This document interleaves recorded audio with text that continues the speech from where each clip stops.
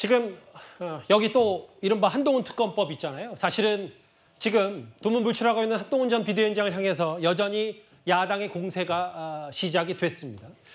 국민의힘에서는 특히 또 마찬가지로 백서를 쓰기 위해서 한동훈 전 위원장을 심층 면접하겠다라는 계획도 세워놨는데요. 관련해서 화면을 만나보고 오겠습니다.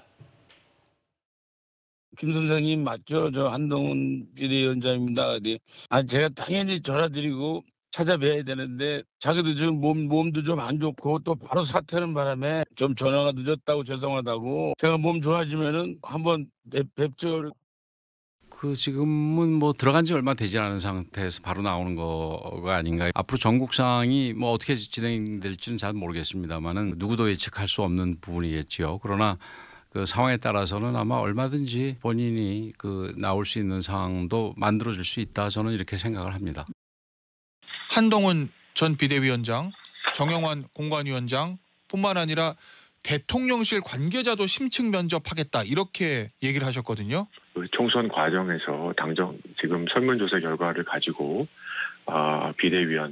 비대위원장, 공관위원장, 정책의장, 여의도 연구원장을 포함해서 저희 당 구성원뿐만 아니라 대통령실에서 현안들을 관리했던 분들 그리고 당정 간의 관계에 역할을 하셨던 분들을 만나서 비공개락도 얘기를 깊게 들어보는 건 반드시 필요하다고 싶습니다. 한동훈 전 위원장도 총선에서 왜 졌는지 백서 만드는데 인터뷰 대상이 될 수 있겠죠. 뭐 최근에 또 5월부터는 낙선자, 당직자들 만난다는 얘기도 있는데 이승환 행정관께서 국민의힘 내부 사정은 제일 잘 아실 테니까 실제로 초반만 하더라도 한동훈 전 위원장의 공백기가 좀 더 있어야 된다는 말들이 있었는데 최근에 기류는 바뀐 겁니까? 어떻게 개인적으로 보세요? 바로 어제 저녁에 수도권 험지에서 선거 뛴 3040 세대들의 모임이 있었습니다. 천목회라고 이제 저를 포함해서 16명 정도가 한 4시간 정도 함께 토론을 했는데요. 4시간이나요? 네, 그 전에 이제 2시간은 강의 듣고 2시간은 토론을 했는데 저희가 저처럼 이제 당협위원장 출신들도 있지만은 한동훈 위원장이 임명한 영입인재들도 꽤 있었습니다. 천목회에? 네네, 갑론을박이 있었는데요. 그런데 저희가 생각하는 당의 새로운 변화와 이런 모습을 위해서는 한동훈 위원장 나와봐라. 물론 나오지 말라는 의견도 많았습니다. 근데 나오는데 여기엔 조건이 있습니다. 어떤 조건입니까? 우리 당이 민심을 반영하기 위해서 전당대회 룰을 5대5로 바꾸자. 근데 역선택 방지 조항이나 기존 당원들께서 우려하시는 부분들은 좀 반영이 돼야 되겠죠. 당원 50 여론조사 오신 말씀하시는 거죠? 그리고 또 하나가 집단 지도 체제로 바꾸자. 집단 지도 체제. 네, 그 집단 지도 체제 하에서 한 명 당대표 한 명 뽑고 나머지 떨어지는 것이 아니고 한동훈 위원장, 유승민 의원, 나경원, 안철수, 윤상현 누구든 다 나와라. 그래서 지금까지는 우리가 당의 전당대회나 이런 모습이 예전처럼 슈퍼스타 K 방식, 오디션 방식 이렇게 했는데 지금 방식 바꿔가지고 피지컬 100 방식으로 가자. 피지컬 100이요? 네, 그래서 강한 사람 다 나와가지고 마지막까지 살아남은 사람들이 당의 새로운 전략과 비전을 이야기하게 하자. 그 사람들이 5명, 6명 모여서 우리 채널의 대히트 프로그램이죠. 강철 부대처럼 한 팀 만들어가지고 야당과 비전 경쟁하고 그리고 대통령실과 협력할 건 협력하고 또 다른 소리 낼 건 다른 소리 내면서 건강한 논의의 장을 보여주자. 그러한 조건이라면 한동훈 위원장도 나오고 유승민 전 대표도 나오고 나경원, 안철수 다 나오는 그런 그림이 된다면 우리 당이 조금 더 역동성이 생기지 않을까 생각하고요. 한동훈 위원장의 영입 제안을 받은 인재 영입 우리 후보들 중에서도 여러 가지 의견이 많았습니다. 많았음에도 대표적인 사례를 하나만 알려주시면 뭐가 있을까요?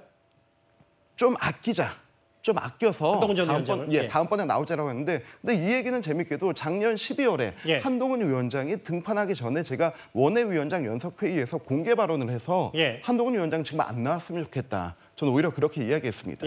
그런데 안 나왔으면 하는 이유가 스크래치 나지 않았으면 좋겠고 소모되지 않았으면 좋겠고 선거 중간에 선대위원장으로 활약해줬으면 좋겠다 했는데 지금 그때 나온 모든 우려들이 다 실현이 된 것입니다. 아주 이승환 장관께서 한동훈 전 위원장 선대위원 아니죠? 비대위원장 맡기 전에 그런 말을 했던 것도 기억이 납니다. 네네. 다 소모가 됐는데 전 그렇다 하더라도 우리 당의 아주 소중한 자산이라고 생각합니다.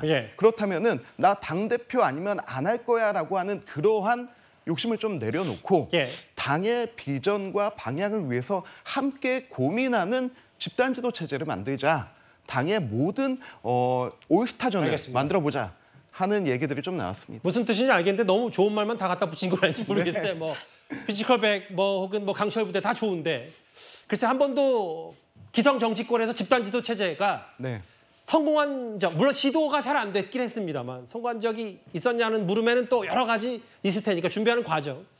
한동훈 전 위원장뿐만 아니라 뭐 당권 도전, 대권 도전하는 사람 다 나와라 이런 건데 그런 뭐 소장파, 낙선자, 험지에서 했던 천목회 의견이 얼마나 반영될지 봐야 될 텐데 비슷한 청년 정치인께 저 박성민 함께 여쭤볼게요. 이거 한동훈 전 위원장 등판론을 두고 홍준표 시장 뭐 사냥개 폐쇄자 얘기까지는 안 하더라도 이준석 대표도 전당대회 못 나온다.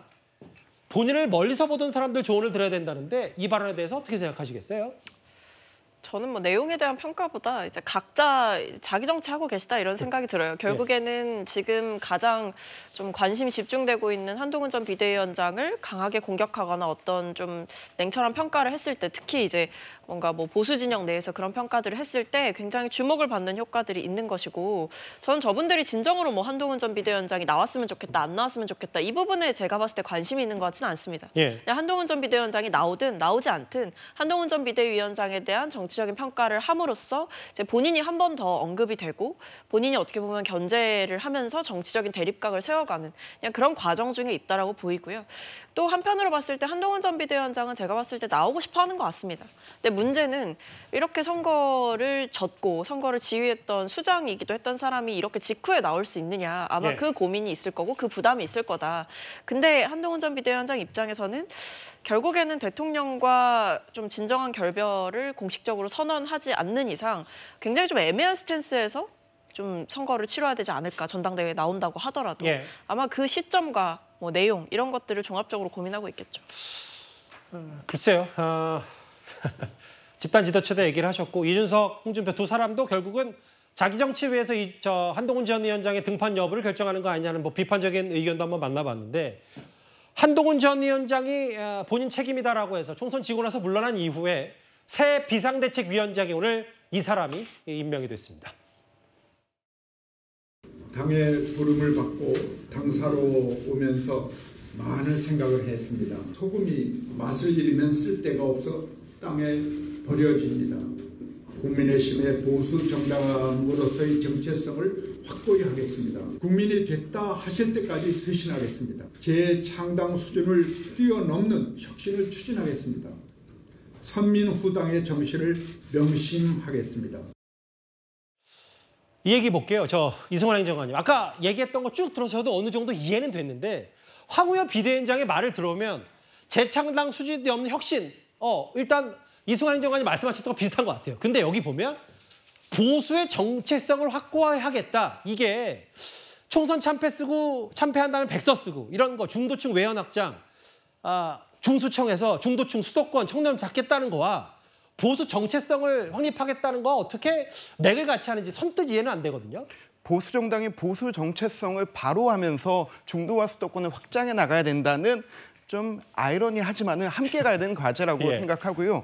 저는 이 황우여 대표의 오늘 이 기자회견을 들으면서 참 긍정적으로 들었어요. 오랜만에 우리가 누구인지 무엇을 해야 되는지에 대한 이야기가 나왔고 그러면서 함께 야당과 협력하고 그리고 짧은 시간의 비대위지만 무엇을 할지에 대한 비전을 보여줘서 굉장히 긍정적이라고 생각을 합니다. 그런데 황우여 대표가 과연 이 혁신적인 어떤 전대 룰 개정을 해낼 수 있을 것인가를 의심하는 분들이 많은데요. 저는 우리 당 내부에서 이거를 성공하신 분은 황우여 대표밖에 없던 것 같아요. 예전에 이명박 박근혜 대통령 후보 당시 경선 당시에 홍준표 혁신위원장의 의견을 수용해서 5대5 경선을 도입했던 사람이고 이준석 당대표가 됐을 당시에 7대3 경선을 관철시켰던 분이고 제가 기억하기로는 집권 여당 당시 집단 지도 체제로 유일하게 당대표의 임기인 2년을 다 마치신 분이에요. 저는 그래서 그런 부분들이